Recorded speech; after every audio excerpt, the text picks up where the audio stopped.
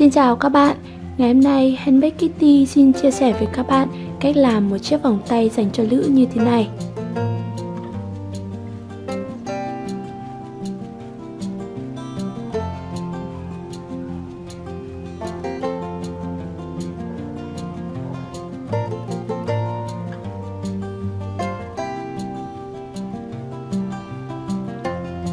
Và bây giờ các bạn sẽ cùng nhau thực hiện với Handmade Kitty nhé.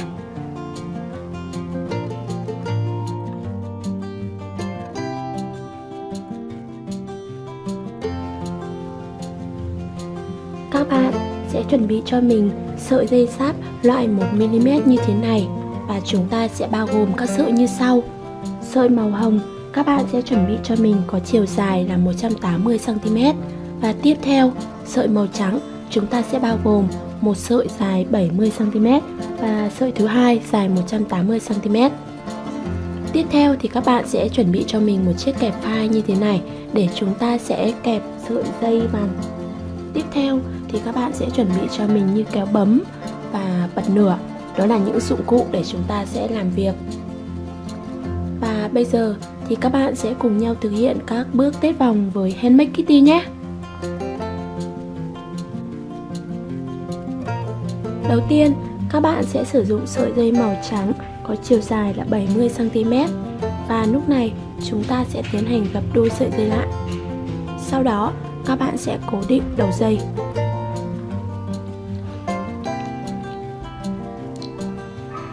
Như vậy các bạn được sợi dây vòng bao gồm 2 sợi như thế này.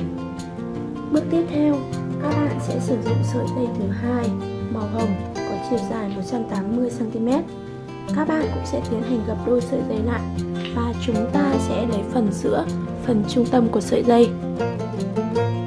Các bạn sẽ thực hiện mũi tết đầu tiên với sợi dây màu hồng.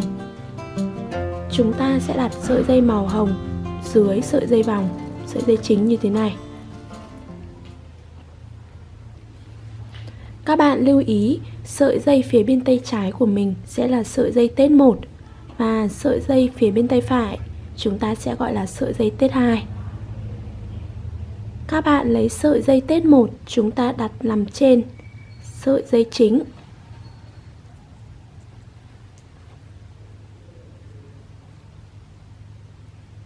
Tiếp theo, sợi dây tết 2 chúng ta sẽ nằm trên sợi dây tết 1. Và các bạn sẽ đưa xuống dưới sợi dây chính.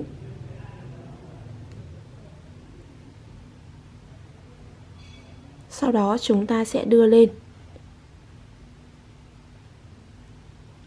Các bạn sẽ luồn từ dưới lên trên.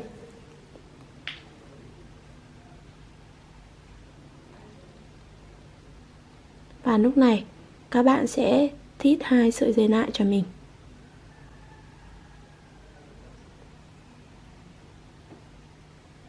Như vậy chúng ta được mũi tết đầu tiên.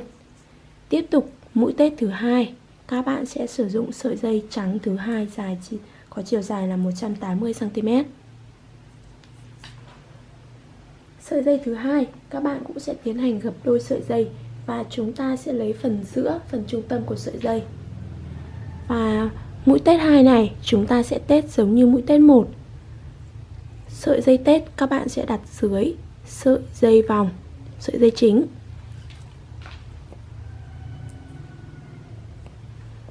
Các bạn cũng sẽ lấy dây tết 1 chúng ta sẽ đặt nằm trên sợi dây chính.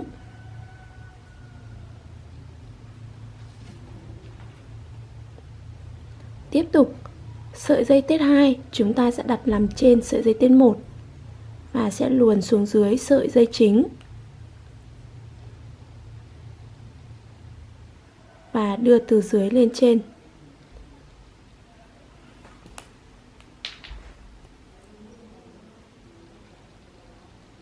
Và lúc này các bạn sẽ kéo hai bên, thít chặt lại cho mình.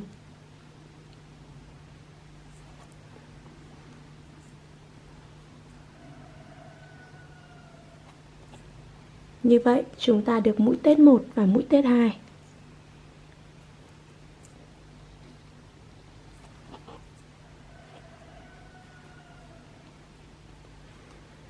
Tiếp tục mũi tết thứ 3 Lúc này các bạn sẽ lấy dây màu hồng, chúng ta sẽ tiến hành tết. Và dây màu hồng các bạn sẽ đặt nằm trên sợi dây màu trắng như thế này. Và chúng ta cũng sẽ vắt lên trên sợi dây chính. Tiếp theo, sợi dây tết 2 của màu hồng, lúc này các bạn sẽ đặt nằm dưới sợi dây trắng cho mình. Và các bạn sẽ quay trở lại là sợi dây tết 2 này nằm trên sợi dây màu hồng. Tiếp tục, các bạn sẽ luồn xuống dưới sợi dây chính. Và chúng ta sẽ đưa từ dưới lên trên.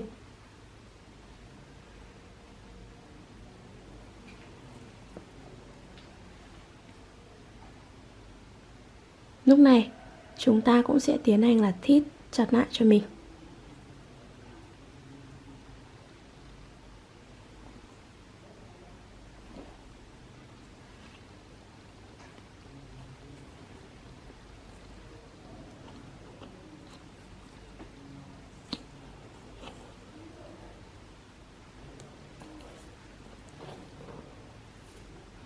Như vậy, chúng ta được mũi tết thứ 3. Tiếp tục mũi tết thứ 4. Mũi tết thứ 4, các bạn sẽ tiến hành là tết dây màu trắng. Và dây màu trắng, lúc này chúng ta sẽ dây tết 1 nằm dưới sợi dây màu hồng. Các bạn lưu ý là mũi tết thứ 4 chúng ta sẽ tết ngược so với mũi tết thứ 3. Mũi tết thứ 3 thì dây màu hồng nằm trên dây trắng như thế này. Sang đến mũi tết thứ 4 thì dây màu trắng sẽ nằm dưới sợi dây màu hồng. Dây tết 1 chúng ta sẽ nằm dưới. Tiếp tục, các bạn sẽ đặt lên trên hai sợi dây chính. Và dây tết 2 của màu trắng các bạn sẽ đặt nằm trên sợi dây hồng và nằm trên dây tết 1 như thế này. Dây tết 1 màu trắng. Sau đó, chúng ta cũng sẽ tiến hành luồn xuống dưới sợi dây chính và đưa lên.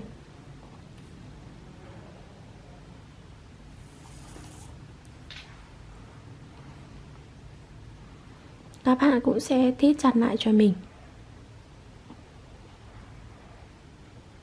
Như vậy, chúng ta được mũi tết thứ 4. Tiếp tục mũi tết thứ 5.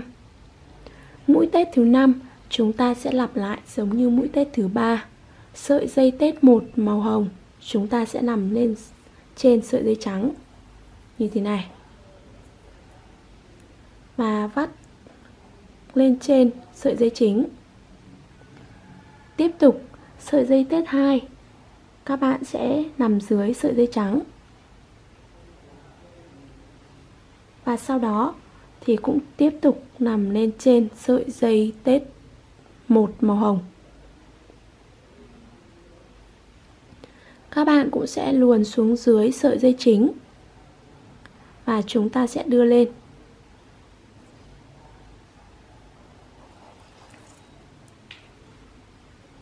Lúc này các bạn cũng sẽ tiến hành là thít chặt lại cho mình.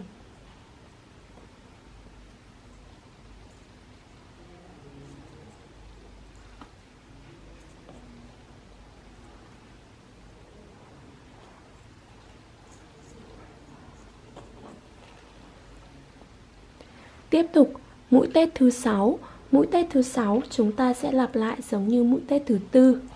Sợi dây tết 1 màu trắng các bạn sẽ đặt nằm dưới sợi dây hồng như thế này. Tiếp tục chúng ta sẽ vắt lên trên hai sợi dây chính. Sợi dây tết 2 của màu trắng các bạn sẽ đặt nằm trên sợi dây màu hồng và nằm trên sợi dây tết 1 của màu trắng.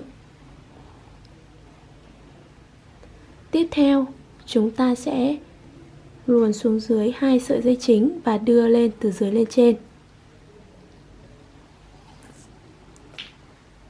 Các bạn cũng sẽ thít chặt lại cho mình.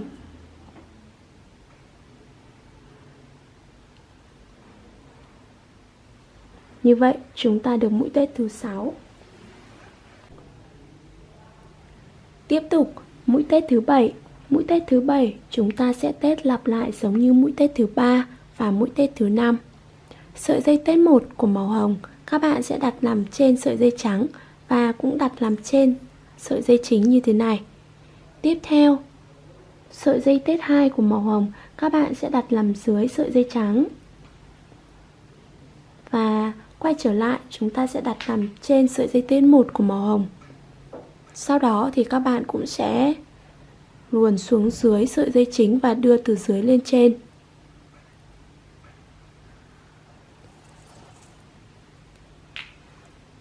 Như vậy lúc này các bạn cũng sẽ tiến hành là thít chặt lại cho mình. Như vậy chúng ta sẽ được mũi tết thứ 7.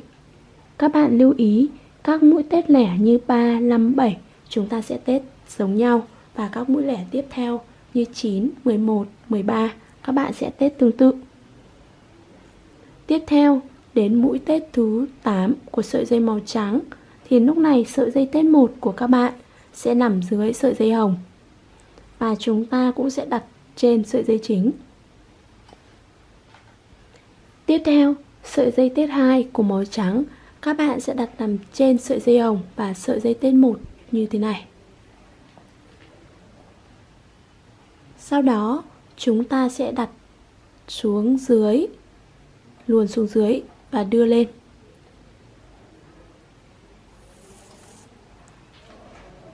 Lúc này các bạn cũng sẽ tiến hành là thít chặt cho mình. Chúng ta được mũi tết thứ 8. Và mũi tết thứ 8 chúng ta sẽ lặp lại giống như mũi tết thứ 2, thứ 4, thứ 6. Và các mũi chẵn tiếp theo như 10, 12, 14 các bạn sẽ tết tương tự cho mình. Và cứ lần lượt như vậy chúng ta sẽ tiến hành là tết dây vòng cho đến khi có chiều dài vừa với kích thước vòng tay của chúng ta.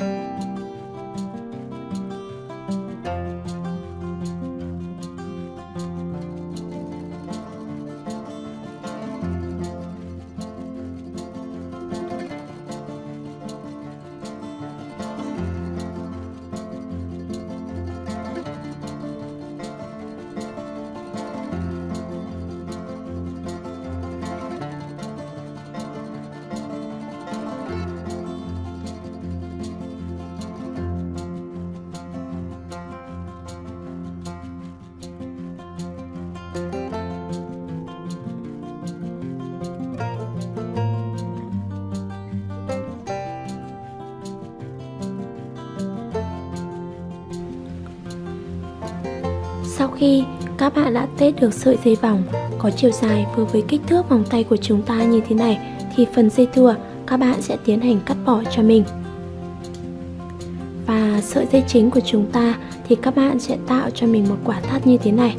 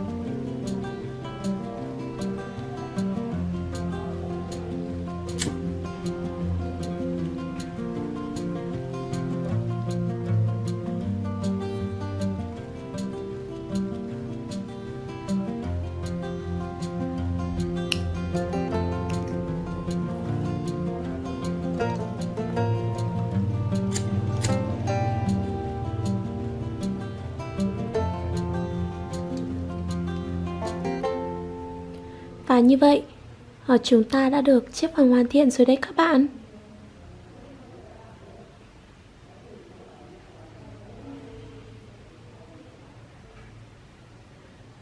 Video của mình đến đây là kết thúc. Cảm ơn các bạn đã theo dõi video của mình. Các bạn nhớ đăng ký kênh và ủng hộ cho mình nhé. Chúc các bạn thành công!